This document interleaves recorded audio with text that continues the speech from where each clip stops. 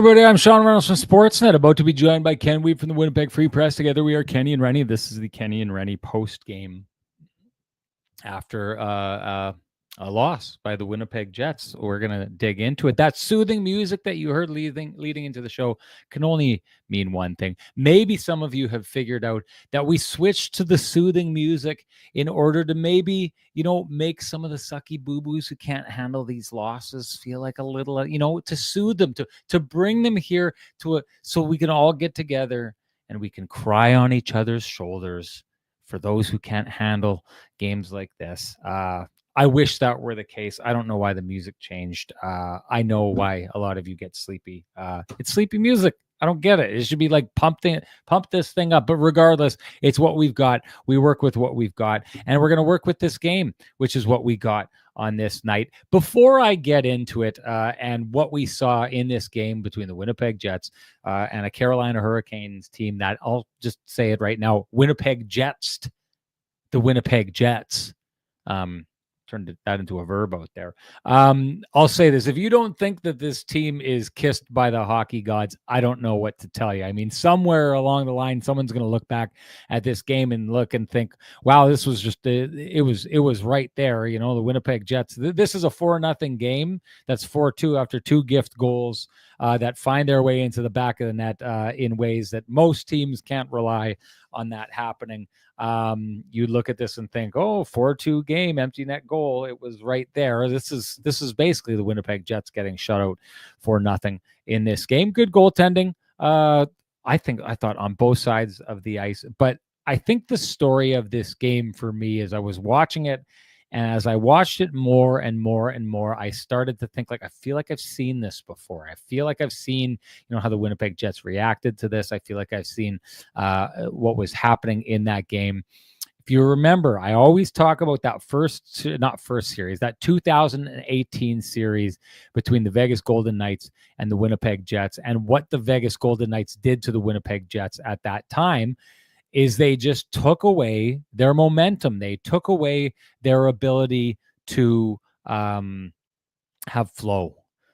All hockey teams want to have flow, right? What you'll find, and I think, this is one of those games where a lot of people, I've had people, in my mentions, I've had people sending me messages who are kind of likening this game to what the Jets can expect in the playoffs. And some people are thinking because they weren't able to generate offense like this, that it's a harbinger of doom or harbinger. I actually don't know the pronunciation of that. I probably shouldn't have used it if I didn't know the pronunciation of it, because I'm trying to sound smart, and in the end, I just sound like I don't know what I'm talking about.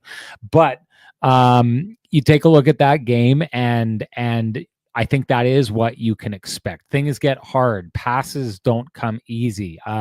Everything is getting knocked down out of the air. Everything is getting, chipped away. No free passes. Nothing comes easy, other than those 2 goals, I would say. But and that to me was when I say that the Winnipeg Jets got Winnipeg Jetsed. That's what you like as a Winnipeg Jets fan. All of you out there, you're seeing what the teams that play your team are seeing so often, that they go out and they get frustrated and they make mistakes because they're trying things, and then all of a sudden it's going in the other direction. You could see there was a lot of quick strike action happening with the Carolina Hurricanes on this night. But great sticks, hardworking team, always in the Jets' face, working the boards really, really, really well. I was surprised how often there was one point later in the game, when I thought it was a time where the Jets were going to get that typical push that you usually see from them, that they're able to kind of say, okay, well, we may not win this game, but we're going to take it over. Again, the scoreboard made it look like that started happening towards the end of the game. That's not really what we saw.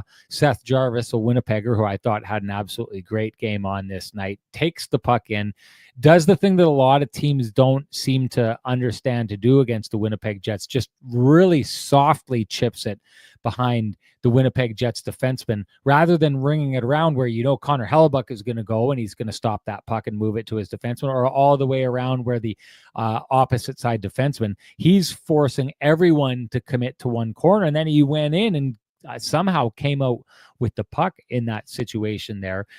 This is so it's interesting because a lot of people are going to look at the Carolina Hurricanes, and a lot of people are going to think that the Carolina Hurricanes were the big losers on trade deadline or in the trade season, whatever you want to call it. It can be hard to argue that, although the player that they go pick up comes out of this with a goal here tonight. I think Logan Stankoven is a really, really good player. I don't think he's Marty Necas. I don't think that the Carolina Hurricanes are better right now than they were, a month ago or however long ago it was with Marty Necas. But with a couple of picks, maybe they took preemptive action in not doing what they did last year when they lost Jake Gensel for nothing after sending resources out the window. Regardless, the strength of the Carolina Hurricanes has never been one player. I know you don't want to be losing talented players because that's a team that typically can't score, but the strength of the Carolina Hurricanes is the same as the Winnipeg Jets. I've said this before. It's their system, right? And what you saw was the Carolina Hurricanes out there playing their system to a T. Attack, attack, attack. There was none of what we've seen in the past.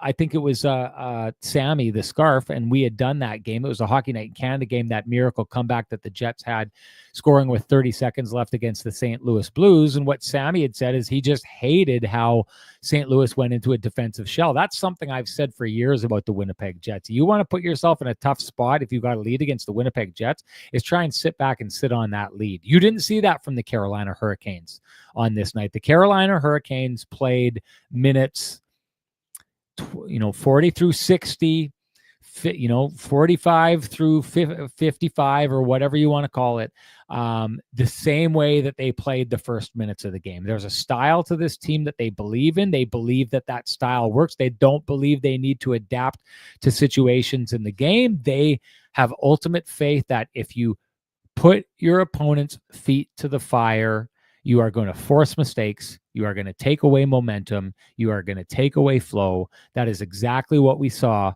from the Carolina Hurricanes against the Winnipeg Jets on this night. This is what it looks like on the other side, and I do think we have to have a conversation about if this is what the Winnipeg Jets face in the playoffs. How are they going to respond? It's also why, folks, and I give full marks. I had a conversation with someone about it today, but the last two games that the Winnipeg Jets played, were mistake-prone games by their opposition.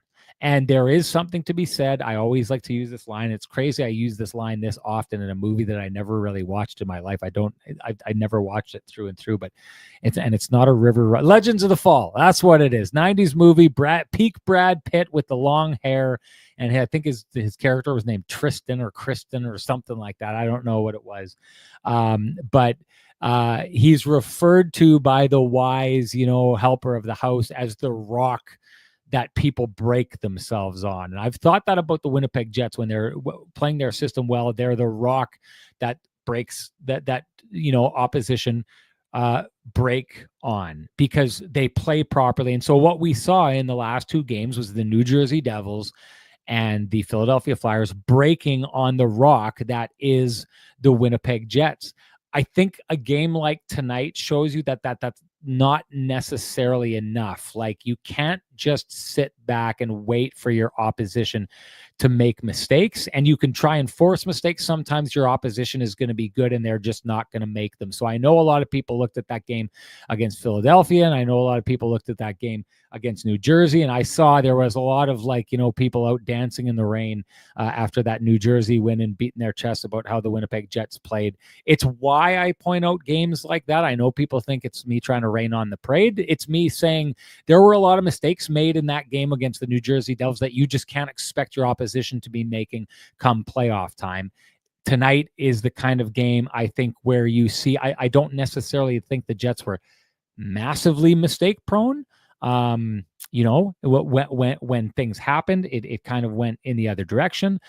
So mistakes definitely played a role in this, but I thought it was a tightly played game, and this is just what you can expect from a quality opponent that is not going to give you freebies and then start chasing the game and then open up and allow you to capitalize on that. There's got to be other ways to win, and a game like this is the kind of game the Winnipeg Jets, I think, need to figure out how to win heading into the playoffs. That's my take on the whole thing. Time to bring in the man with the best music for his take on everything. Here comes Kenny, folks.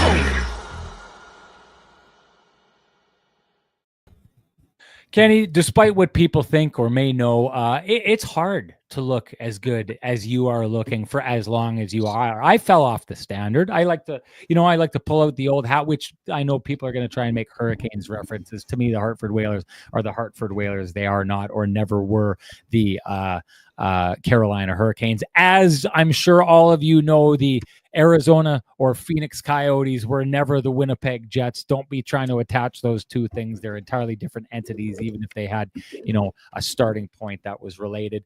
Regardless, I couldn't handle it anymore. I had to dress down because there's a standard set being a Vittorio Rossi man, and I'm not a good enough man to fit it for as long as Ken is. And that's why Ken looks like $1 million and I look like I'm walking around. Maybe I have pants on, maybe I don't. Regardless, if you want to look like a guy who's not just wearing pants, but wearing the kind of suit that makes Kenny look like $1 million, you can head on down to Corridon Avenue, walk into Vittorio Rossi, loudly proclaim Kenny and Renny sent you. Ask for Frankie and the boys, and they will do you up right. Ken, you're in the building. You got a firsthand look at this. What'd you see tonight? Yeah, I think the Jets, we loved the way, if you're a hockey fan, you love the way the Carolina Hurricanes played this game. And I think you kind of nailed it, that they got sort of jetted in that one, or jets, to whatever term we want to use today. They definitely were not on their game, but they were not on their game for a good chunk of it. And they were a little bit mistake prone because of how relentless the Carolina Hurricanes were in all three zones. I do think that the Jets did sort of settle themselves down in some regards eventually as the game started to move along, and they generated enough scoring chances to make the game closer than it was, even though the 2 6-on-5 goals make it look like a 4-2 game. I don't know, it's the deserve to win-o-meter was definitely favoring the Carolina Hurricanes in this one, even though the Jets did generate multiple high-end and high-danger scoring chances, I think. But for me, this was a game that the Jets did not deserve to win, even though they kind of got back into it and battled. But I thought the Hurricanes were full value in this one. And agreed. And we can't ignore the fact that again, and I'm not pinning the game ever on one play or one goal or on one whatever, but it was a tough go for the third pairing today. There's no way around that. Logan Stanley had a player get caught behind him on the first goal, and Mark Jankowski. That's a reality. On the second goal, I would say that there was a little bit of unluckiness, but that unluckiness for the Jets was only due to the fact that a chipped puck went off the skate of Brandon Tanev. But that was created by an incredible forecheck by Eric Robinson, Sean. We've talked about this all year about how the Jets have been disrupted. Mm-hmm. He did exactly what the Jets have done numerous times against their opponent, and this time it happened to them. Like I always say, you played the position more than I did, but both defensemen were caught below the goal line in the defensive zone, and it looked like Brandon Tanev and Alex Iafallo had a little bit of a communication breakdown in terms of trying to get to the front of the net to get there before Jankowski got there by what was a brilliant pass, Sean. I'm sure you saw it on TV, but Jack Roslovic, this wasn't just a prayer play. This shot went in between the stick of Hellebuck and the skate of Hellebuck and got out to Jankowski. who took advantage of a little bit of a communication breakdown and defensive zone breakdown. So for me, Sean, we talked about it the other day, knowing that Luke Shen is, about to enter the fray here and make his debut on Tuesday. Both Colin Miller and Logan Stanley needed to elevate their game. I thought that Colin Miller played one of his better games in a while. And again, I'm not saying he was poor before that. I thought Colin Miller was great in the game against the Devils. I think that pairing had, significant difficulty in this game today. And Sean, part of that is the way that the Hurricanes play with that incredible speed and the high shot volume and everything like that. But just one thing quickly, and it wouldn't have been shown on TV because you wouldn't have seen it, but Neil Pionk was limping quite noticeably. And hey, we know the guy plays incredibly hard, Sean, and it's not, uncommon for him to be limping. But he seemed to be headed in a direction with the doctor. So I don't know if that was just precautionary or whatever, but that's going to be something that we're going to have to watch going into the game on Tuesday against the Rangers. Jets are going to be optional on Monday. Luke Shen is expected to speak, but if Neil Pionk is not available Tuesday, now that sort of throws a wrench into maybe Scott O'Neill's original plans for the defense core. But we've talked a lot about my thoughts on Hayden Fleury's game. It's not a perfect game, but I personally would like to see a little bit of Hayden Fleury with Luke Shen if Neil Pionk is not going to miss any time.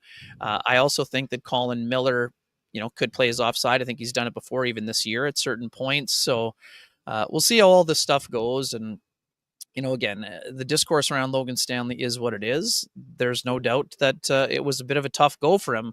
It's interesting, Sean. I thought he did a good job of getting involved with Andrei Svechnikov in that first period after the hit by Nemesnikov on Aho. But after that pairing, they just had a rough go. There's no sugarcoating it. And, they're going to have to be better because plays like that, they happen over the course of a season, but if they happen in a playoff series, it can have devastating consequences. But again, as we've talked about all along, those things can happen to any of the pairings, but I just thought that pairing had a bit of a tough go in this one here. And quickly, for those folks who didn't hear the post-game commentary, Vladislav Nemesnikov is in concussion protocol. They want to see how he's feeling after the flight home, but his status would be up in the air for Tuesday's game against the Rangers, I would think. We've got a surprise coming up for everybody here right away. Surprise guest, that's the tease I'll do. But just before we do bring them in, I wanted to ask you about that play, Ken. What did you take away from that play that's put him in concussion protocol? I'm quite frankly, I'm with Scott O'Neill, and I'm surprised that in real time it was not reviewed. I thought it was a clear shoulder to the head. Like I said, I don't think it was an elbow. I thought it was late, and I definitely thought this was similar to the other day because of the size of Stahl. It was similar to the Stanley play at the end of the last game. It seemed to me like it was a clear shoulder to the head. To me, this is obviously a response to Nemesnikov's hit on Aho in the first period. And I'm shocked that it wasn't looked at a little bit more closely, to be honest. Scott O'Neill thought it was a major. I mean, he at least thought it should have been reviewed. I'd have to get a better look at it, but I definitely thought it was, I'm not going to say Jordan Stahl is a very honest player, but it was a blindside hit for me. Yeah, I think it's an interesting one. He seemed really bothered that he had a penalty in the first place. I will say this, when we talk about the Winnipeg Jets getting Winnipeg Jets by the Carolina Hurricanes, one thing that the Carolina Hurricanes, that the Jets do in spades is they run a lot of interference, right? Like you try to go to a spot, and defensively what they'll do is they'll see where attacking players are and they'll beat them to a spot. And so in this case, what you're seeing Stahl do is he's just skating to a spot that he knows Vladislav Nemesnikov is going to have to get to and trying to run interference. I honestly don't think there was any malice on this play, but what I do, and I do think and I'm not that guy who's like, oh, well, it's his height, and it's just the way it lined up. I think that's what happened in this case. I do think that once contact was made, there was a little bit of like a shoulder shiver there, like, the shrug goes up, and so it makes that kind of contact. But I also think that if Vladislav Nemesnikov turns it, I don't think he's trying to blindside him. I think what he's basically doing is just trying to get to that ice before he gets to it. And if Vladislav Nemestikov turns and sees this a second before this, this is just your average run-of-the-mill interference that really is what makes teams like the Carolina Hurricanes and the Winnipeg Jets, for that matter, who I honestly think are the best team in the league at this. This is what makes them go.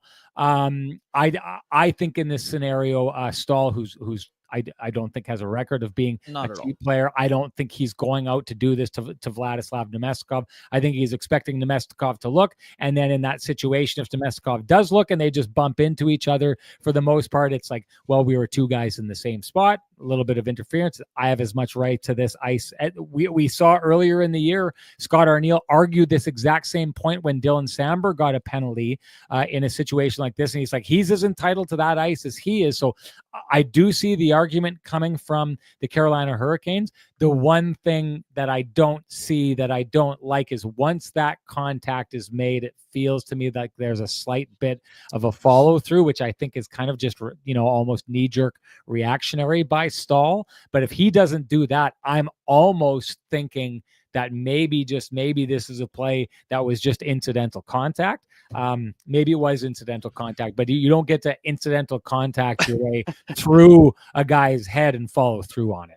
Yeah, and what does Jamal Mayers always say? The responsibility is on the person delivering the check, right? So whether you didn't intend for it to be a blindside or not, it's what it ended up being, especially with the follow through. So let's give the Pristine Roofing wake up call to Jordan Stahl, who hasn't needed it much in his career, but I think he needs it in this one, just because I felt there was that slight bit of a follow through, which was unnecessary in that case. And you know what that means? Time to give North End Rick the Pristine Roofing wake up call at 204-981-6289. He's the guy you want down at your place for all your roofing, siding, and exterior needs. You can also call Pristine Roofing directly at 204-237-7663. You give your house the Pristine Roofing and Siding wake up call. You are going to be glad that you did. All right, I promised a guest. I promised a surprise. A guy who comes on this show and never fails to hit the mark and knock it out of the park. I'm glad to welcome back Jay Bukala to the program. Jay, got to chat with you on what was that, Hockey Central on Friday night when I was down in New Jersey before the Jets absolutely laid a beating on the New Jersey Devils. So excited to talk to you because of all the things that are happening here. I want to get to you and your trade grades and what you thought of the Winnipeg Jets and kind of what you thought of, especially we want to get into a little bit of what's happened in the Central, because it's definitely become the battleground of the trade deadline, that and the Atlantic. But first, I just like to get your thoughts on this game here tonight. Everyone wants to know what happened to the Winnipeg Jets. Am I off saying that the Winnipeg Jets were Winnipeg Jetsed on this night by the Carolina Hurricanes? Yeah, that's a good way of putting it. Nice to see you guys. It was. I really thought they were pretty static tonight, guys. I really did. And when they played the way that they weren't killing play. Let's just look at the defensive zone. They weren't winning those half-wall battles, and pucks were spilling down along the wall, below the goal line. Stanley really struggled for me tonight. As a matter of fact, it was. I feel like it's an opportunity, an audition, if you will, to bring a little bit more confidence with Shen not into the lineup yet, to say, hey, listen, I can, be that guy for you. But he's light years behind Miller, and I thought that it stood out tonight. He just wasn't on time, wasn't killing plays. First goal, loses his man in the neutral zone up the half wall. He's on the wrong side of the check. Jankowski's motivated coming over, wants to set his tone with his new team, obviously goal. The other one, again, doesn't kill the play on the half wall. It goes net front, and there's a little bit of a scramble play there, and the puck ends up in the back of the net. But in my mind, it just shouldn't. When you're that big, that long, you can't have the puck spilled to below the goal line. Everything should have stayed to the perimeter there. So I'm at that time of the year that I'm not shy about what sounds like picking on players, because this is the Stanley Cup contending outfit. And Carolina was highly motivated. The Jets were good the other night. They weren't at their best tonight. I didn't think Hellebuck was great either. There were some grade A opportunities there, but I felt like he made himself a little bit smaller than he needs to be. When he dropped down in the butterfly, it just he wasn't as good, right? So tough night for the Jets. Ken? Yeah. Anything else? It's interesting, right? So the Scheifele line was great at various points of the trip, but this seemed to be one of the games where they struggled a bit too with that relentless attack and the way that they attack in all three zones. Now they still did generate some quality chances, but did anything stand out to you, Jay, about that line? And I mean, again, Jordan Staal is one of the best, silky candidates to human eraser, whatever you want to call it. And I love Seth Jarvis's game. We'll speak to him specifically, but just quickly, your thoughts on the Scheifele line and maybe how they handled the matchup. Well, first of all, this is Stahl's time of year. He's not a burner between games 1 and 82, and he's not going to be like that in the playoffs either. But he's a huge human being who knows how to kill plays and get in the way and can be a difference maker. I didn't see the Nemesnikov hit. I heard you guys talking about it there. I was in between a few different things, so I'm going to have to rewind the tape on that. But again, I didn't think they were poor. Scheifele's line, to be honest with you, it was fine. Just fine. It was okay. It wasn't alarming in one way or the other. Listen, Carolina, I'll put it to you guys. Yes, the Jets are motivated. Yes, the Jets are tracking towards. I'm not even so worried about the President's Trophy. I just want them to finish first in the division. I think it's super important and a huge big deal here. Like Dallas is coming, boys. They're going to be coming for them here down the stretch. It's nice to have that 4-game lead for baseball terms here that the Jets have. But I hope they hold on to one. I think they will. I don't think that things are going to go off the rails here. But tonight was average across the board. The thing about teams like New Jersey, who has struggled for a very long time now, guys, like they have not been very good since, honestly, December, and now they got some injury issues. But teams like Carolina, what really stood out to me tonight, and obviously I watched a lot of Carolina the last couple of weeks because of the Rantanen situation. I really like the look of their team tonight. They look different. Yeah. The speed of it was like they were skating downhill. It was like they weren't looking to slow the pace to look for the big rig to rip a puck. It was, if we're not getting in on the check, handling it on our own, forecheck that is, handling it on our own, making plays off the rush, we're going to spill it to spaces where we can still pounce. Yeah. And they never lost momentum. So that's where it's the guys like Stanley had a hard time. Yeah. I thought that was really interesting. Like they were finding kind of the soft spots in the Jets' forecheck, and they were just pushing the puck there and then skating into it. But to your point as well, I mean, every time a guy was checking, he had the support there. Every guy was given everything they had on that puck. Like how many times did the Jets move the puck into the neutral zone and it gets just chipped, not away from the player, but just enough to kind of slow down the Jets player. And then the next stick comes in and chips it again and chips it again. And then all of a sudden the puck is contested and now it's going in the other direction. To your point about how they looked like a team that all knew how to play with each other. I wonder just this, we're going to get back to the Jets, and I have a question I have to ask you on the Jets, but just when you're a team like the Carolina Hurricanes and you brought in Rantanen, who I've actually said on this podcast before, I didn't think he was a good fit with that team because the success of that team is exactly what you saw tonight, and that's not the kind of player Rantanen is. Rantanen's kind of like a sit in the weeds. He doesn't lean on you. He doesn't, like when you get rid of a player like that and actually add in a guy like Logan Stankoven, who is that and in spades, is there potentially something freeing about that should make us look at Carolina like something other than the trade deadline losers? I think most of us have just assumed they've come out of this as. Yeah, no, listen, I'm not going to sugarcoat and suggest that they were winners. It was creative how this all came together, and they should have ended up, they're going to be really good long-term with what they got out of this. It just didn't fit the puzzle pieces for now, in my estimation. But here's, in scout speak terms, here's how I looked at Carolina tonight. So before with Rantanen, it had to be, okay, he's a lurker. That's what I call him. So guys like McKinnon in Carolina or in Colorado, they drive through the neutral zone. They might get the edge on the first check, which means the second check has to come over and support. He's got to kind of surf over to support, which opens up space for Rantanen, and he rips the pill. We all seen that, right? When it came to Carolina, that wasn't happening as much. There wasn't that, like, Aho's a good player. They have some good guys, but they're not quite like the McKinnon ilk. So they were handling it and then looking for him. So it was more stifling to find him in quiet areas. Tonight, what I found was they found an element where they don't have to be handling it all the time, Renny. they can chip it to space and skate onto it like you suggested. And that is a really big deal, because now you're not like holding it, looking around, okay, where is he, the guy that I want to get it to? And, now you're contested. You can move pucks to open space. It doesn't have to be stick to stick. It can be off the wall. You get it back. It can just be chips in the open area. Boom, we're burning. We're moving north. They look good tonight. And they caught the Jets on a pretty pedestrian. I thought the Jets just looked a little tired, just disconnected, just not. They weren't moving as well as they can tonight. It's just one of those nights.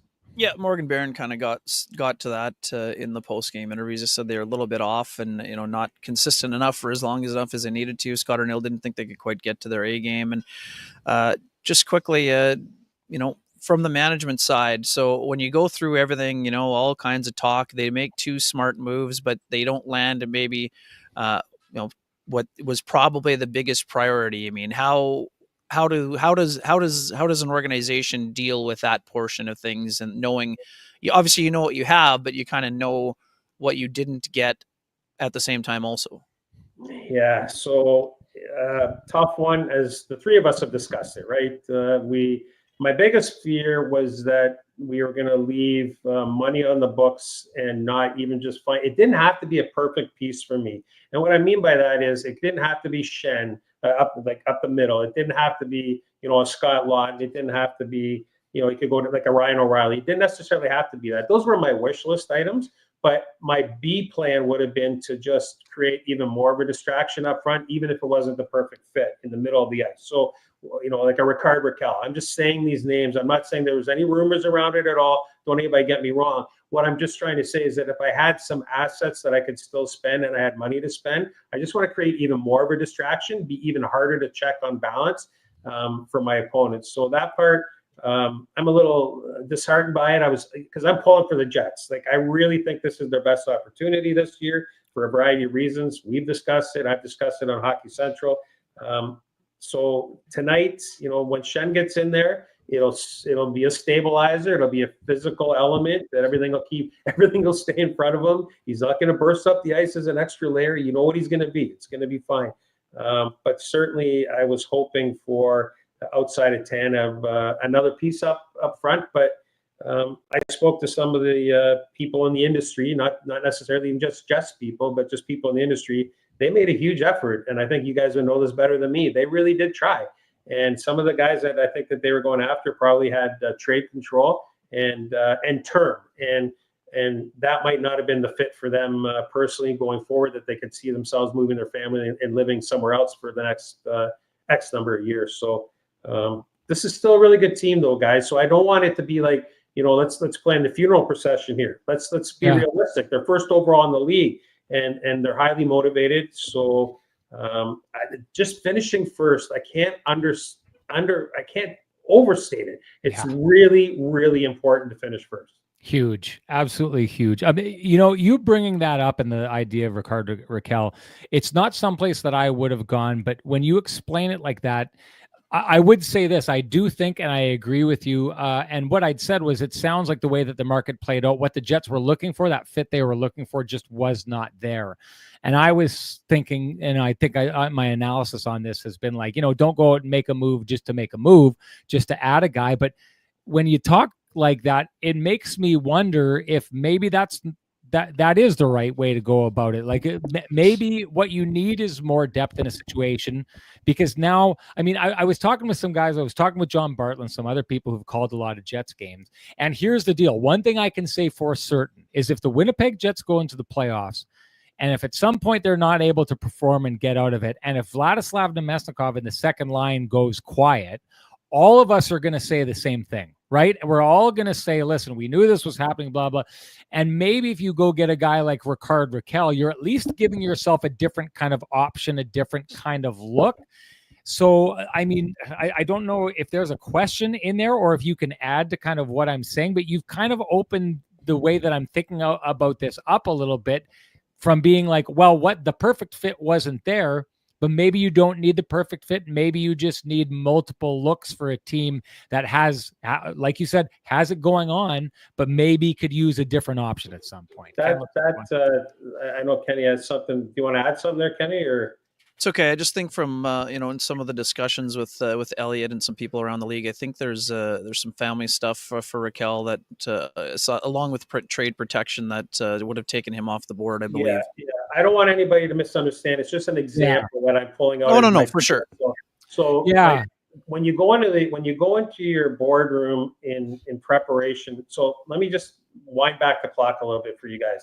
The way that the strategy works, in my experience, to get ready for trade deadline, coming out of after World Juniors, boom, you get in your amateur and pro meetings. I know the Jets met in Lauderdale, and they would have had it all. And out of that meeting, you would have had your A list, your B list, your C list, your wish lists, and each one has got attached asset management. The cost of buying in those categories. And then, when you get to the stage you're at on Friday, it's a situation where I don't want to simplify it, but think of it this way. Maybe everybody can appreciate this. Canada's World Junior team this year, okay? Everybody is throwing rocks at a glass house. Why? Because they built a team that only was going to be able to play a certain way in certain categories. The Jets are a wagon in a lot of categories, but I'm just trying to show you something here. I don't think you ever have enough distraction up front offensively to create. There's going to be somebody that gets banged up. Give your opponent just something else to look at and to game plan for on any given day. That's my vote. That could be completely wrong. I'm just saying, if I got the money and the asset management, it didn't have to be Raquel. I don't have other names like right off the top of my head here. McCann, I would have like, I will throw some names. I would have been surfing in or laying my fishing rod in the McCann waters in Seattle if I could have. And maybe they did. I don't know that they didn't. All I'm trying to tell you is that the more distractions you create, the harder you become to be a harder out. That's just a fact, because guys, it's hard to score. It's hard to play to your maximum ability on any given night. So it's kind of nice to have a guy in the bullpen, that B guy, who can score a timely goal for you. So I guess I would have attacked it that way, or at least if I was asked by Chevy, that would have been my advice. That's a great take. Yeah, and then just quickly, I mean, Sean, one guy that we didn't come up with in our car ride from Philly to Newark would have been Pavel Zacha from the Boston Bruins, given them being one of the sellers. But same thing with Zacha. He's got trade protection, so that would have been another option that was probably explored, but it probably wasn't an option given the trade protection there as well. And Books, to your point, we were talking on Friday as well. Jets were definitely speaking to Seattle about other people, like about Tanev primarily, but also about others, whether it was Alexiak, who, as Elliot reported, was not available, or I have to think that they at least kicked the tires on McCann, but unsure of, obviously they didn't move him, so they weren't in a hurry to move him. So certainly interesting to see where things go from there. Let's dig in a little bit more on the Tanev addition. I mean, obviously I'm familiar with him. Sean's covered him. Sorry, Ken, just before we do, I want to make sure, because we got business that we need to take. No problem. I was going to do this. Logan Stanley, Jay, is always a hot topic conversation here. I think you came in and laid out the take that this group has been waiting to hear on your analysis of him. That is as hot. That is as hot as hot takes get in this. And sorry, we use that both ways. A hot take can either be like, you absolutely blew that, or it's just like an absolutely red hot take. And that one is an absolutely red hot take that I know that the Kenny and Renny audience has been dying to hear. You broke it down. We often talk about how a lot of times, Logan Stanley finds us on the wrong side of a play. I think tonight you broke it down as good as we've ever heard it broken down on this show. So Jay Bukala, as you always nail everything, that one is one that our audience is going to take as the hot take of the show. And that, of course, is brought to you by Flame and Comfort, Manitoba's premier supplier of fireplaces, wood stoves, inserts, and everything hearth related. After 50 years heating up your world, Flame and Comfort is soon moving. You'll find it will be one of the most impressive showrooms in Western Canada where they are heading to. You don't need to take your hot takes, you don't need your hot takes to keep that warm feeling inside. Visit Flame and Comfort. They'll take care of it for you. Okay, Ken, moving on. Sorry, man. No, just quickly in terms of, what do you see as the biggest benefits of the depth additions for the Jets in terms of how they fit and maybe how it slots some things around?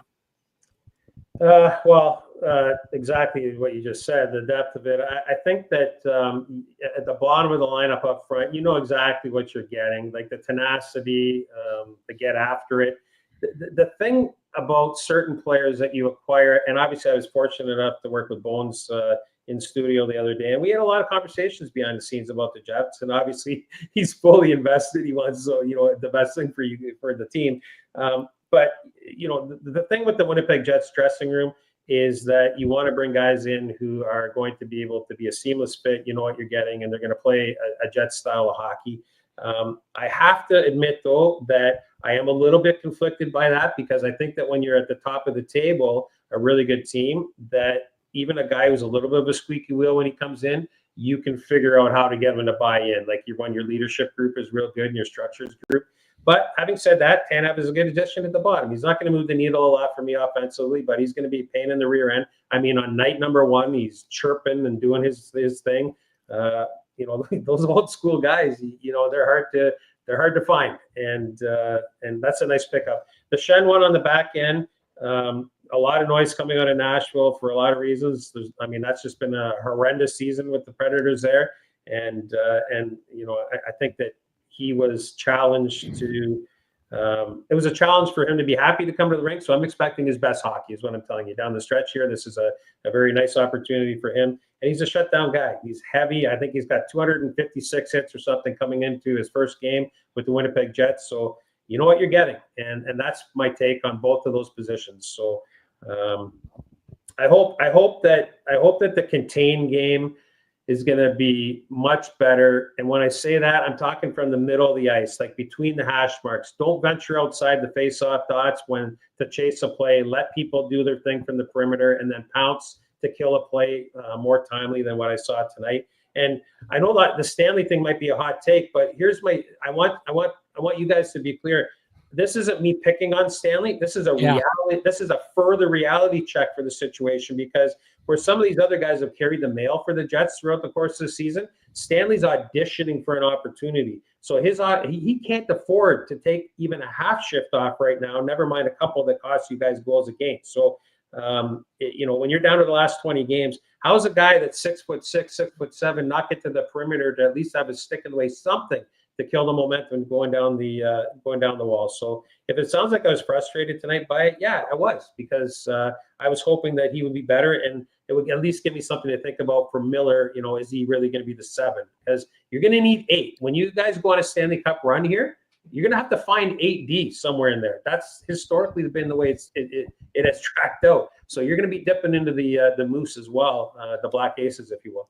Books, you will never be reprimanded for bringing out the truth on this show. That's what we're here to talk about, and the hard stuff. And sometimes in order to do that, Rennie's got to play the devil's advocate or throw a little bomb into the conversation, like I like to say. When games like this happen, because of where we come from, we're all a product of our past. And we all know the Winnipeg Jets past. Great team, great in the regular season, get to the playoffs, and then everyone's left saying, what happens? I will make the devil's advocate argument that a night like tonight, where people want to look at the Jets and say, hey, they just didn't have it tonight, it just wasn't there, end of the road trip, say whatever you want about it.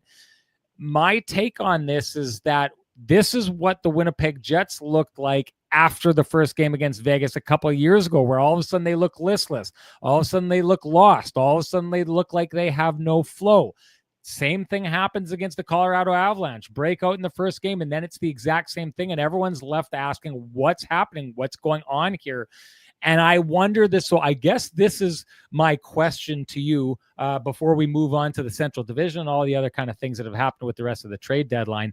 But my question to you is, what do you think may be different about the Jets year, that if I were to play that devil's advocate, I'm wrong, and what we saw tonight was just the Jets being off and not an example of what happens to a team that when you let them roll, will roll all over you, but when you don't let them roll, start to look a little bit lost and ineffectual?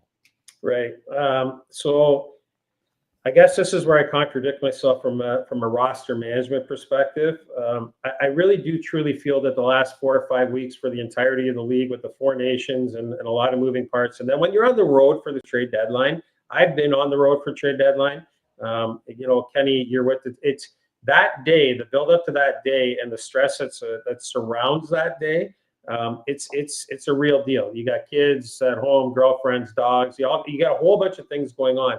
And then when you can breathe a sigh of relief at the end of the day, and you laid the screws to New Jersey the other night, I do believe that sometimes it's just human nature to come down a little bit. I do believe that happens. It happens to the three of us. Like when we're on the road all the time doing what we do, and we're the luckiest guys in the world, aren't we? We watch hockey, we talk hockey. I've literally traveled to places I never thought I would ever get to in my lifetime.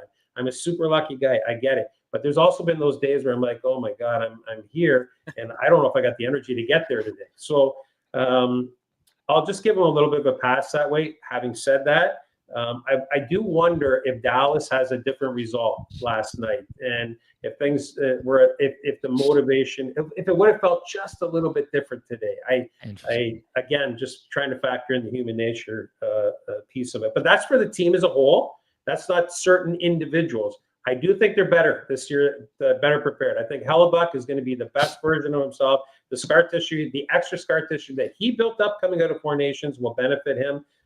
Let's hope Connor has a takeaway from that experience towards the end and recognizes how much better he's got to be. I'm hoping that Ehlers, finds some lightning in the bottle to take his offensive game to another level here down the stretch. So the Velarde thing is going to be a big, I'm starting to go through the whole thing in my mind here. I just think they're a better team, and they're going to be better but per guy. Like they were better prepared early. They've generally been pretty prepared throughout the course of the season. It's a tough league. I think they're just programmed even 10% better, Renny, which is a big deal. Sorry, Ken, just before you move on, just to hammer Jay's point home about human nature. I just came off the road, and if you would have been rolling around Polo Park around 2:00 in this afternoon, you would have seen Renny asleep in the driver's seat of his car as his daughters were inside driving around because I ran out of gas after being on the road. So to Jay's point, I was a perfect example of that today. Moving on, Ken. Yeah, and while all these guys are all team first players, and they've been that way all year long. We also talked, Jay, the last time you were with us. This is a big playoff for a lot of players, whether they're the pending UFAs or the pending RFAs. And I mean, Ehlers is the perfect example. His point production in the playoffs needs to be at the requisite level as it is in the regular season if he wants to convince a team to pay him $8 million or north of that number, right? So he's highly motivated, and it's not that he's lacked motivation before. In fact, I think Ehlers is one of those guys that tries so hard in the playoffs that sometimes it just doesn't happen for him. But anyways, guys like him, Neil Pionk, we know Nemestikov extended, but Mason Appleton's looking for a new deal. But I'm curious about that statement, because I do hear this sometimes, that try too hard in the playoffs and it doesn't get the result. How do you? I'm curious to know how people position that, because I'll give you my take real quick, and then I'm curious, because for me, I always go A game, B game. People get nauseated hearing me say it, but when your A game isn't clicking, you have to fill it in with the B game. So that might be that you kill an extra play, you chip it deep and don't turn it off over on the offensive blue line because you're trying too hard. You can't have the team transition and get a grade 8 scoring chance again. So when I think of it that way, I'm looking for him to dummy it down, because he can play fast and do all these little other small tangible things that will still satisfy me in the big picture. So what's your take when you say it like that, Kenny? Yeah, just quickly, I think that Ehlers is one of those guys that he tries to make the extra play too often, instead of maybe simplifying, as you mentioned. And I also think Ehlers is one of those guys that he's not shy. It hasn't been a problem of him not going to the hard areas. And he actually is probably running around trying to throw hits when he should be, focusing on, again, you want everyone to be physical in the playoffs. I just think he's kind of gotten away from his game, never mind A game or B game. It just sort of, he seems to chase it a little bit rather than letting it come to him. Because a lot of the time, Ehlers is a guy that, every year we see 3 or 4 times he dangles and goes end to end. Those plays are not available in the playoffs. No. And there's maybe an extra shimmy at the blue line, and then there's an offside, things like that. I don't think it's that Ehlers isn't trying. I think it's that's why I said I think there have been times where he's tried too hard.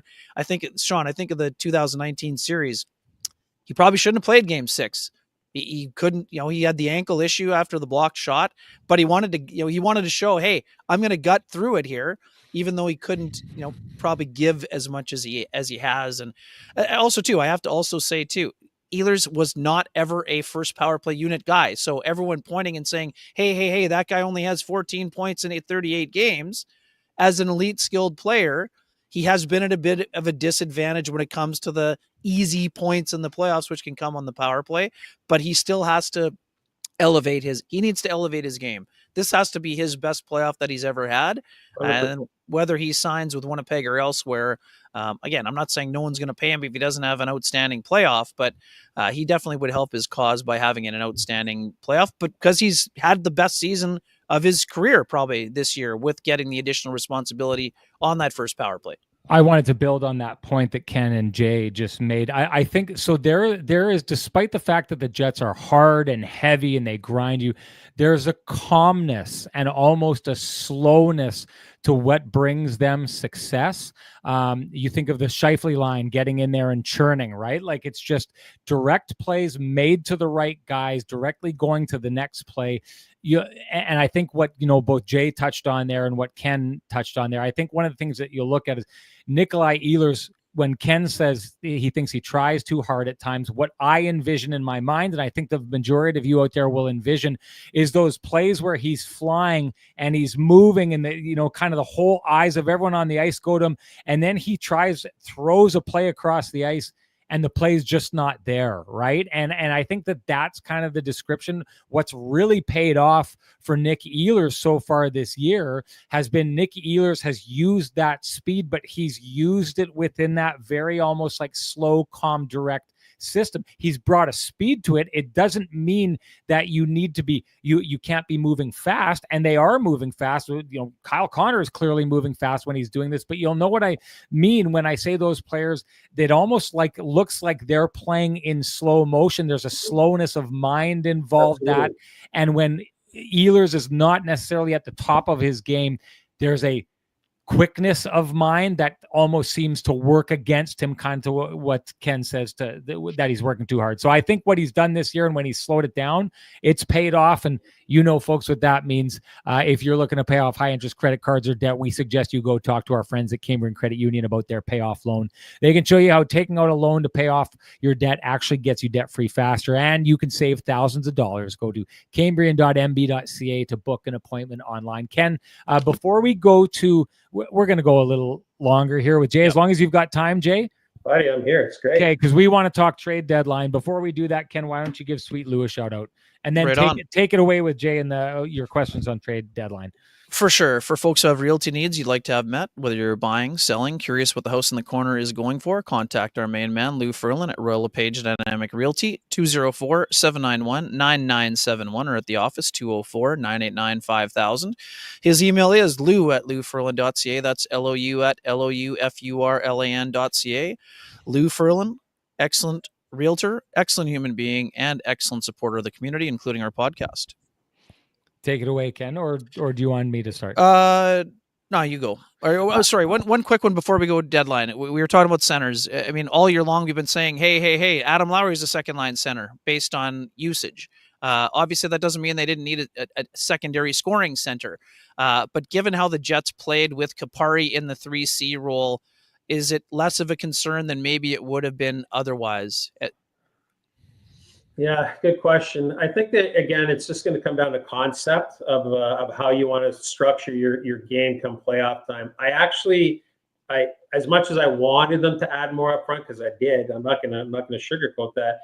I'm still not uncomfortable with the way that Lowry's not a 2C, guys. Like Lowry's a high end 3 who does a lot of things. So what they have is 2 middle 6 groups, and that top line is what they have, right? So adding a little bit more on the bottom with Tanev, for example, and then having that Kupari kind of in the bullpen, like I like to say, this is positive. It's fine. The makeup of the team is the makeup of the team, and it's still they're going to be a hard out to game plan against because of how they're going to be able to wear the opponent down with the structure of their group.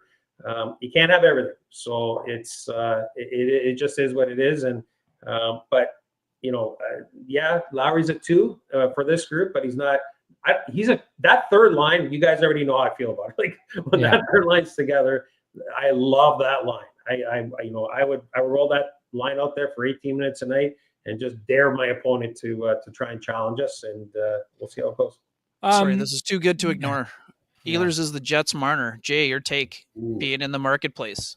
Wow, good. I think they're talking play. I just think they're talking playoff. How it's gone in the playoffs. Yeah, no, I don't. It's hard to disagree with that for sure. Different, of course, but um, the one thing I would say about that is that I personally, and anybody who's I'm going to get in trouble for saying this, but I've been around Martin. I live in London. I've seen this kid literally grow up, and then grow up the street in Toronto. So I've never thought that Ehlers had that outward emotional type of. There's been times when Marner's had a sulk to him, that like an outward sulk, where he said the wrong thing in an interview. And I think he's a great teammate behind closed doors. But outwardly, there's been times that he invites gasoline to a fire pit. If you get my drift, I don't see that in Ehlers. And I want to say something about Ehlers, going all the way back to his time in the Quebec League with Halifax. I've always appreciated his compete. I've always appreciated his approach, but he's also always left me wanting 15 or 20 more points. Like he really has every year. Every year. And that's why, like, I look at his game and I say to myself, between games 1 and 82, how is this guy not a 75, 85 point guy every year? I don't know, because on balance, it's been 60 something points before this year as his career high. Correct me if I'm wrong. It's somewhere in that range, right?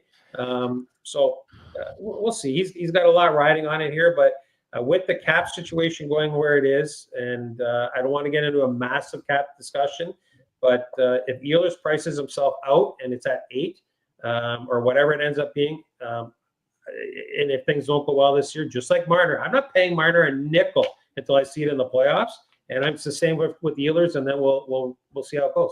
Alistair Clark, you just got the stamp of approval from Jay Bukala, which is one of the best feelings in this hocky world. I'll tell you, that's a high I'm chasing every time we bring the question, Alistair, but it's not one of the best feelings. You got to aim higher for better feelings than that. But I appreciate the compliment nonetheless.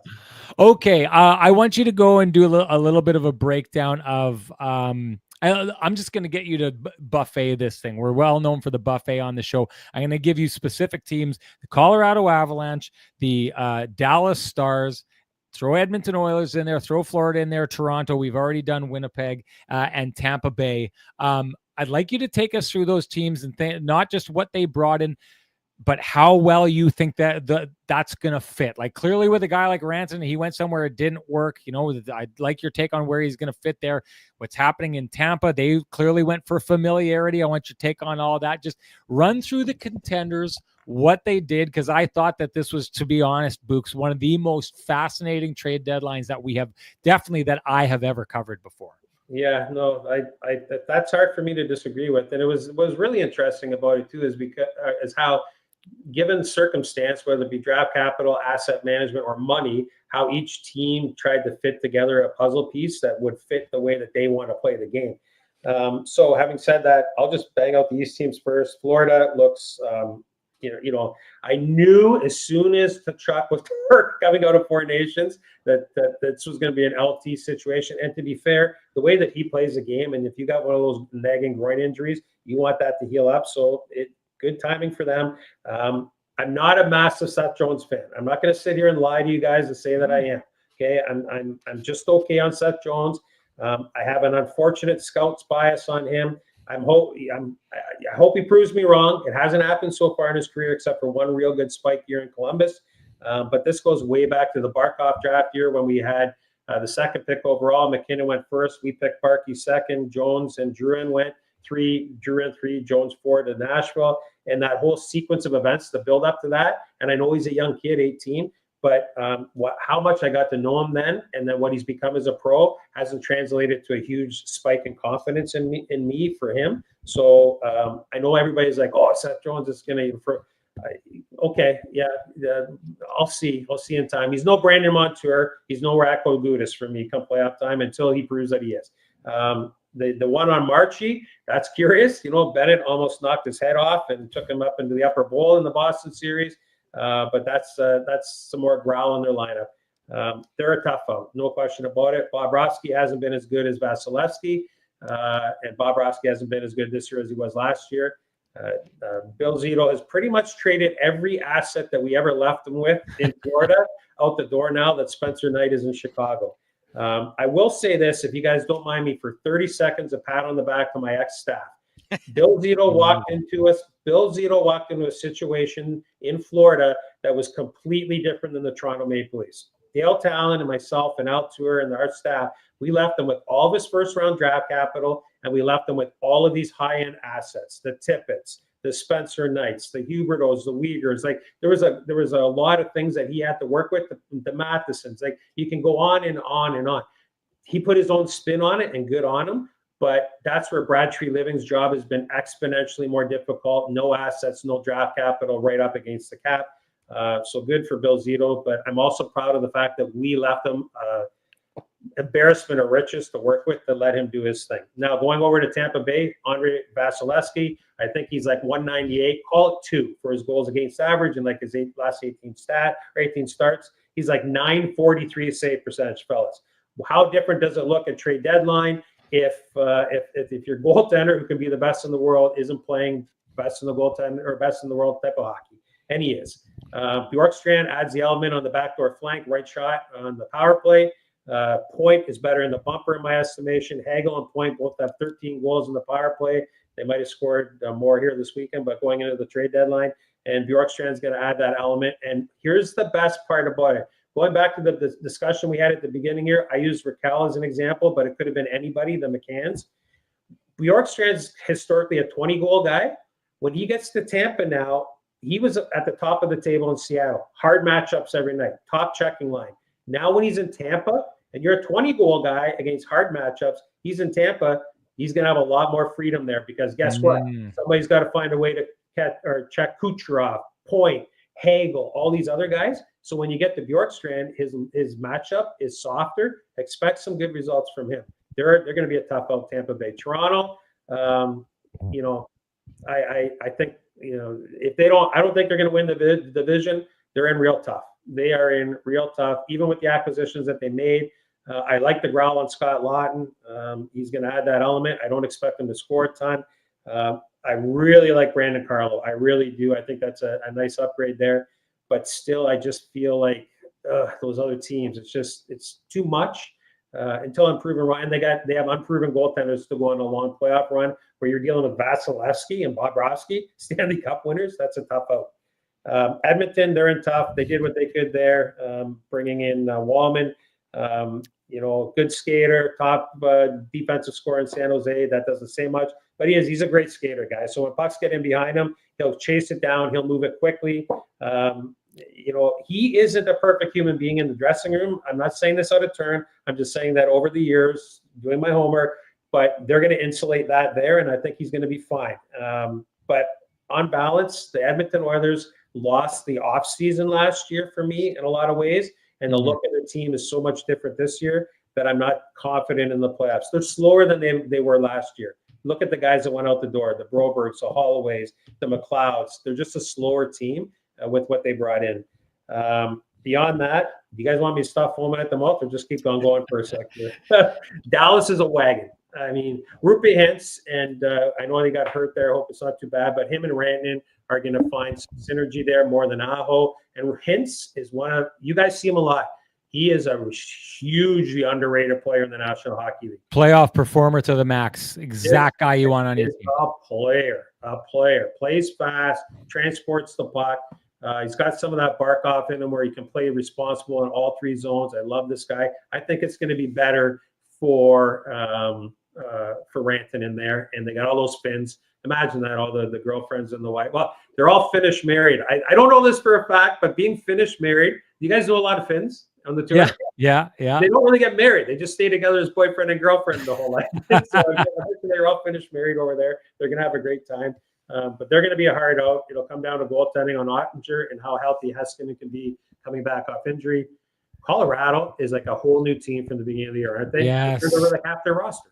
Fascinating roster turnover. Fascinating roster turnover. Nakash looks great with McKinnon, and they complement each other. He looks more like what he looked like at the beginning of the year in Carolina. If you guys remember, he was like top 5 in league scoring to start the year. So they're gonna that's gonna be a tough one, and that just brings me to the Jets. That's why I got to finish first. Let those two teams absolutely beat the pulp of each other for a round and see what's left. And then you got Vegas lurking, fellas. You got the Vegas Golden Knights that are going to be lurking. But I don't see Vegas. They're good. They're solid. They're a really good team.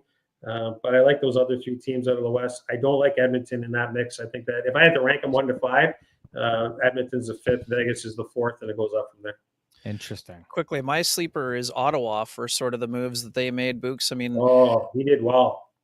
Yeah, so Really and well. one kind of connection. Nolan Baumgartner was an assistant for Team Canada when Cousins played with Batherson at that event as well. Just was talking with him a little bit this week. He loved how those guys played together.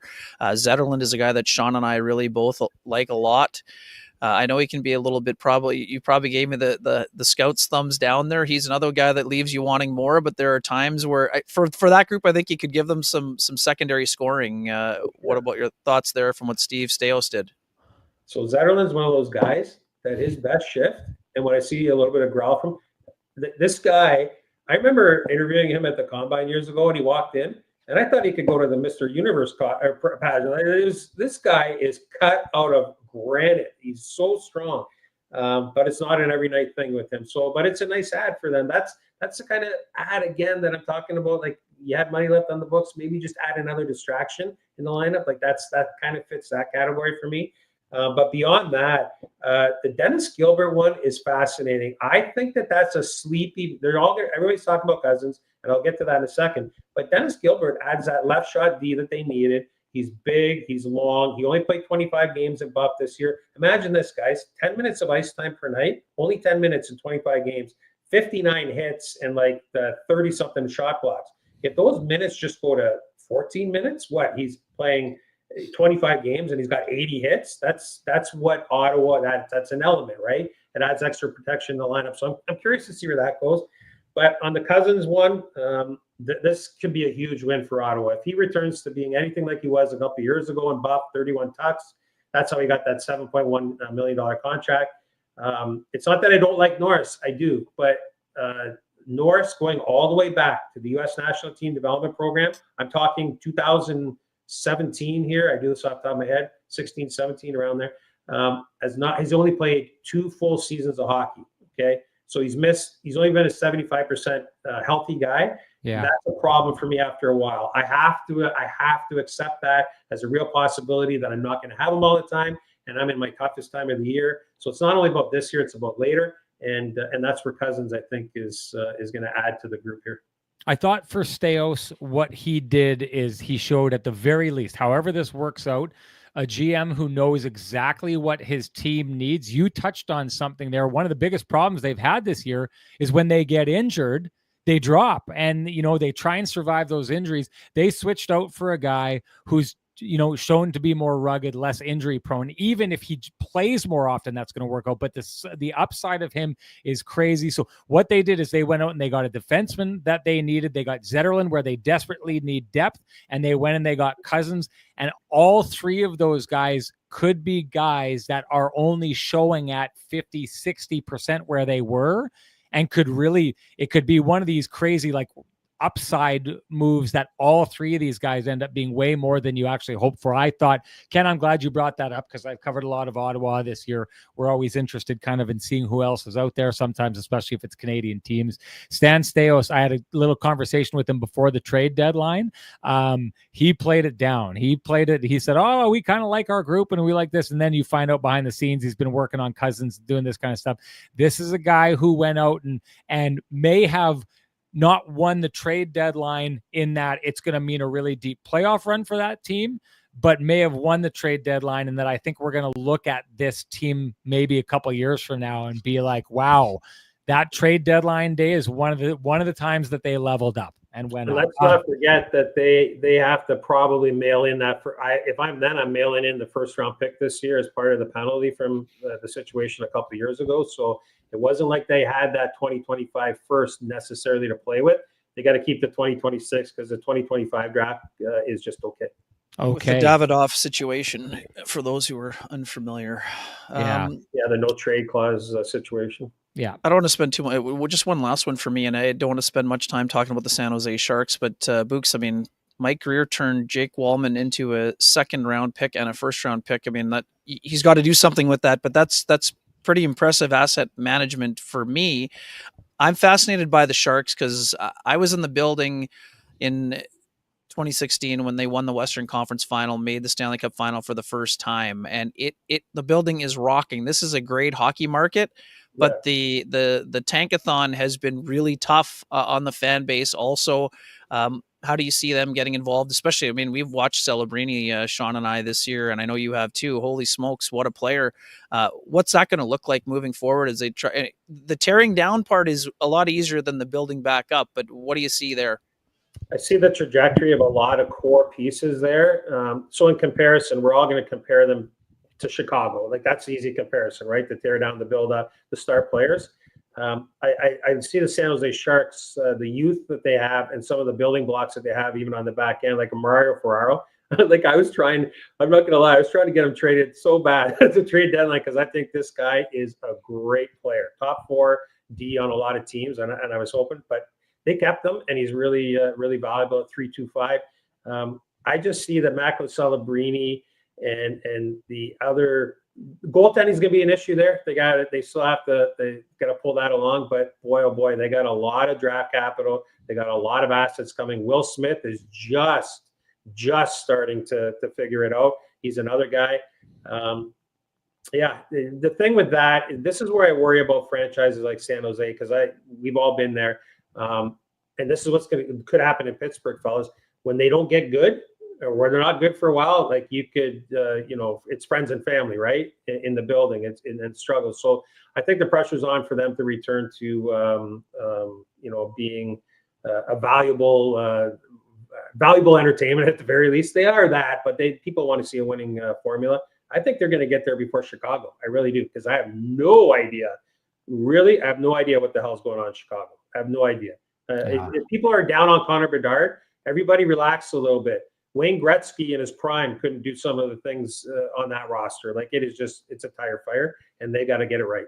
Yeah, that is a tough situation. Okay, let's we got to get to some of our awards here. Ken, do you want to go? And Jay, you can jump in on this with our Johnson Group Got You Covered Play of the Game. Jay, you've been here before, but I'll just remind you, it's kind of that unheralded play where, puck would have been in the back of the net if this guy hadn't have done that, or the breakout wouldn't have happened that led to the goal if this guy didn't do that. Ken, is there anything that stands out to you? Not a ton today. There was an important shot block by Dylan Sandberg during the power play there in the first period. There was one later where he got shot in the hand, but to me, I thought he kind of laid out there for on one of the probably best opportunities of that power play when the game was still. I think it was in the second period when it was still a 1-0 game. Books. I got nothing. I know your sponsor wants me to send out. Like, I'm sitting there, my wheels are spinning, because tonight I just thought that on balance the team was so pedestrian that I'm not throwing out anything to anybody. I don't want to let you down, fellas, but I'm not gonna. I can't. I had trouble myself, Books. I had trouble myself. You were there. Yeah, you were there. So. Yeah. In fairness, this Jets group usually gives you tons of examples every single night. Didn't seem like there was a lot. There was a stick lift. I think it was by Morgan Barron on the second power play that the Hurricanes had in that third period, that they'd worked it around. The Jets had been aggressive, and then something opened up, and there was a one-timer about to happen. I don't know if it would have gone in the back of the net, but it was just one of those attention to details plays that, like Ken had said, I don't think there was a lot of examples, but for me, that was good enough for the Kenny and Renny OGs. The Johnson Group's Got You Covered Play of the Game. And hey, do you run a small business in Canada? Look to Canada's #1 employee benefits plan, Chambers Plan, to give you a competitive edge. Chambers Plan is the simple, stable, smart choice for over 30,000 businesses countrywide. Visit chamberplan.ca to learn more. Ken, was there a keg, hashtag the keg save of the game, that stood out to you? Oh yeah, no, this is one where I could have picked 4 different ones. I think I sent to you. I think the best one was the Hellebuck save on Seth Jarvis on the collarbone. In the first period, Jarvis was all over the ice. I love the way that he played today. Just an absolute ball of energy. So good defensively. 6 shots on net. I think 2 or a couple of hits. Just love the way that he played. And he came down Main Street after he chipped the puck. Remember, guys, he chipped the puck past DeMello and gave himself a shooting lane and absolutely ripped it. But Hellebuck got a shoulder on it. I know Jets fans in the chat wanted it to be the save on Kyle Connor, but I'm sorry to Freddie. He whiffed. Kyle whiffed on it. The puck was rolling slightly. He shot it right into his glove. That was not the save of the game. Hellebuck had it. I mean, the honorable mention to the one on Kotkaniemi when he walked down, toe dragged, and then ripped him up high as well. But those are my 2 choices. But the one that I'm choosing is the one on Jarvis. Yeah.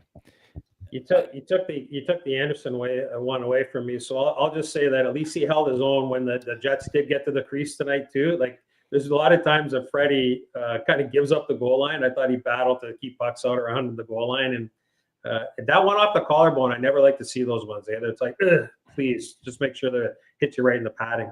Yeah, I'm gonna go with the boys on this one. That's our hashtag, the Keg Save of the Game. Doesn't matter what we think, though. Share with us your thoughts on the hashtag, the Keg Save of the Game. You're automatically entered to win a $50 gift certificate usable at any of the 3 fine keg locations here in the city of Winnipeg. Each location finer than the last. I took my daughter out for dessert at the Keg last night. It was amazing. You should check it out. And Billy Miner pie? Did you have the Billy Miner pie? I looked at it. I didn't. I had some kind of like chocolate ganache cake, and it was like out of this world. My daughter Charlie had the raspberry cheesecake. It was amazing. I didn't get the Billy Miner pie because it looked to me like something it would take 2 of us to eat. It is. And my daughter was focused in on the cheesecake, and I knew because it's kind of got ice cream to it, you can't take that one home. So next time, I'll get it next time, Books, as maybe will our winner from our last show from the hashtag Keg. That was Donna Mason who won. Donna Mason, you know what to do. Direct message me at SN Sean Reynolds. Send me your full name. Send me an email. I will have the fine folks at the Keg send you a $50 gift certificate usable at any of the 3 fine Keg locations here in the city of Winnipeg. Each location finer than the last. And that brings us to our hashtag TCB lamplighter of the game, goal of the game. Unless you like freebies for the Winnipeg Jets, you may have to go to the other team on this one. But Ken, what do you got? Yeah, no repeatable goals from the corner special behind the goal line, or when the goalie is out of the net. So I'm going with the Jankowski first goal because it set the tone in the game. He got behind the defense, went in, roofed his shot. I don't think Hellbuck was reading pass, but he sort of looked like, I wouldn't say that he flinched, but I'm with you, Books. It didn't seem like he made himself as big as normal. I'm not taking anything away from the shot, but I'm going with the Jankowski goal. All we heard this week was how the sky was falling for Carolina, and what happens? Their trade deadline acquisitions pump 3 home and a 4-1 win. Telling everyone, guess what? They did what they did, and they had their reasons for doing so.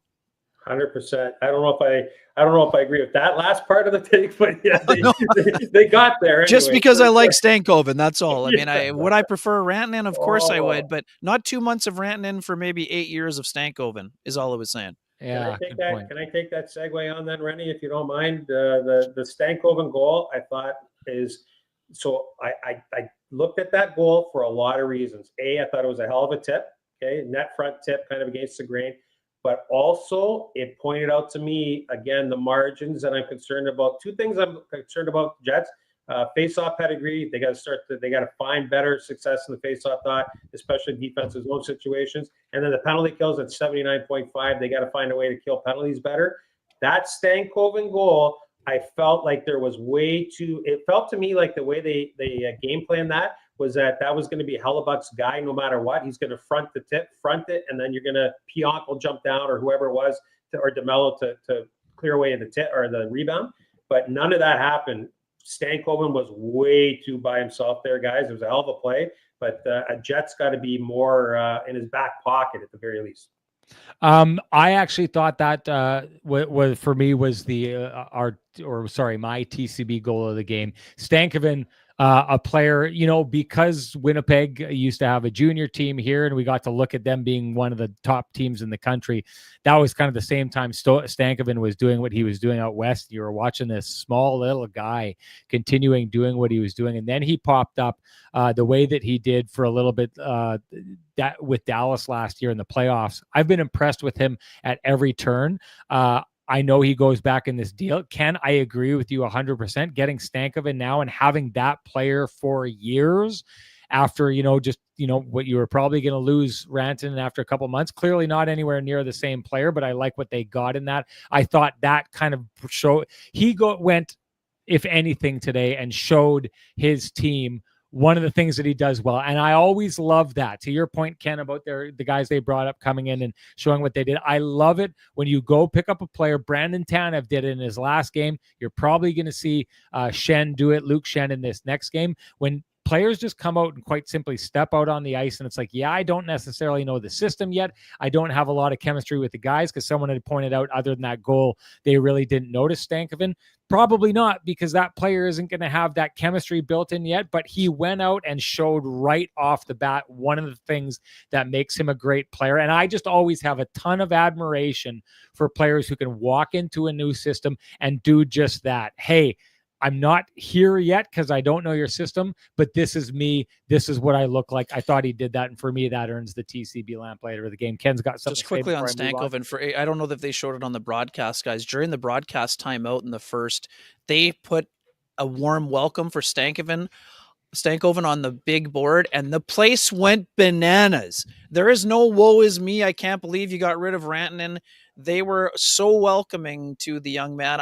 I wish he would have gone for the hat tip. You know, I'm a big baseball guy, Books. I always appreciate the hat tip when the pitcher is removed.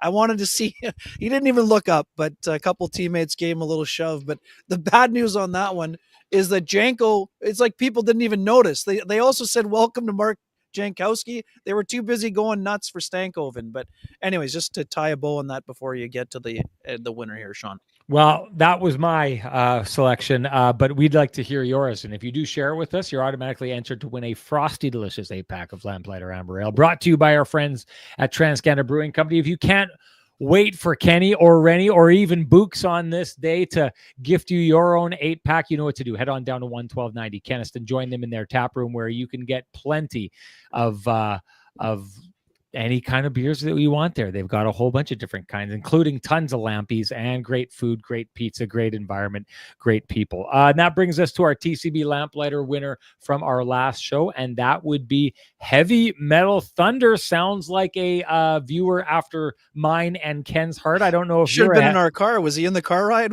Yeah, there you go. The car ride from Philly to Newark. Ken is a big fan of Rennie's playlist. He was like, "You got to send me this playlist." He said it about 7 times on the way there as we rocked out all the way from Philly to New Jersey. Anyways, our winner, Heavy Metal Thunder. You know what to do. Direct message me. Sorry, just to make sure that I got that right. Heavy Metal Thunder. Direct message me at SN Sean Reynolds. Send me your full name. Send me an email. I will send you a voucher for a frosty, delicious 8-pack of Lamplighter Amber Ale, brought to you by our friends at TransCanada Brewing Company. Let me assure you, and you will soon find out, it is the nectar of the gods. Anything to say before we go, guys? I want to know who's on that playlist. Like, give me a couple. Well, we started out with what was it, Ken? Bring the noise. Bring the noise. Yeah. Bring the noise. Anthrax. Anthrax. It was a heavy pull. It was a deep cut. So that was good. We started with some Anthrax. I mean, I got like a lot of heavy metal. I got like a lot of 90s stuff. I got some Soundgarden. Kind of all over the place. Pearl Jam. I had some Tom Petty pop up in there. It was eclectic. It was an eclectic collection of music that Kenny really liked. It was I don't know if I can say this live, but it was kind of a trip, right? It was like around the fire pit out back, a little bit of Tom Petty, a little bit of Anthrax. I love it. I got to tell you guys real quick before I go, because I know you want to end this, and I'm probably keeping people up, but the draft of Chicago 2018, I guess it was 16. 18. Sorry, 16 was Buff, right? Yeah. 18. Sorry, 18. So 2018. Brian McCabe on our staff, player development, through some of his ticket contacts, we saw Metallica at Soldier Field. So it was a full width stage at Soldier Field, over 90,000 people total, because of the football field was full too. But we were like on the 25-yard line right beside there, about 10 rows up. Oh my gosh, I'd never seen Metallica live. What a stage show. If anybody's interested and you get a chance, do it. It's amazing. Well, I was going to say, stadium tour wrapping up this summer. There's a stadium. I did not know that. There's a stadium tour for System of a Down. They're only making 3 stops. One of them is Soldier Field, and one is BMO Field in Toronto. I'll be there this summer. So, Jay, if you feel like rocking out, you can join Renny. I'll grab a ticket, and let's go hit the floor there and tear it up. And the next time I see Tool on the tour, if you guys haven't seen Tool. My favorite band. Oh, my God. You nailed it. Stage performance. It is pure theater. Kenny's like, what are you two idiots talking about? No. He knows. It's good. Buddy, that is an experience. Tool is an experience. I saw Tool in 1998 at Ozfest in Wisconsin. It was still to this day one of the greatest experiences of my life. I'm texting you a picture after I get off here. Excellent stuff, Books. All right, thanks for letting us wax poetic about our musical stylings here on Kenny and Renny. We wish if you didn't have to, like pay for music, we'd try and bring music more into the show. Maybe I should just leave it on the clock radio in the background and play dumb every once in a while. Actually, that's a funny one. We didn't have a music system, and I was gonna say that mix that I had with Kenny, basically, if it's a song I've drank a beer to, which is most songs, it made it on that list there. But we were having a party one time and we didn't have a music system, but we knew we were having a party, so we told all of our buddies to bring their clock radios, and we just plugged clock radios everywhere in the house and turned it to 92 City FM and just cranked it in every move in every room for surround sound. Had a clock radio party. I thought that was brilliant. I mean, still one of the funnest things that we've ever pulled off. That's it for us. That's what you call a B game right there, fella. There you go. Books, as always, you come on this show, you take us behind the curtain, you show us stuff that people we really don't get to see that often. You do it in such an accessible way. We are so appreciative. We know our audience is appreciative of it. Ken, you rocked it as you always did. Our audience always engaged, even on nights when there's losses and some of the folks have a hard time dealing with those losses. It's great to see everybody here, and we would like to say this before we do go. If you appreciate the conversation happening in this space, we would appreciate that you appreciate our sponsors who fight to keep the conversation going in this space. For us, that's Vittorio Rossi, Pristine Roofing, Cambrian Credit Union, Sweet Lou Ferlin, Flame and Comfort, the Kenny and Renny OGs in the Johnson Group, TransCanada Brewing Company, and of course the Keg. Thank you to them. Thank you to all of you folks. We will do this all over again on Tuesday. Who are they playing on Tuesday, Ken? The New York Rangers. There we go. New York Rangers. We'll see you then, folks. Bye-bye.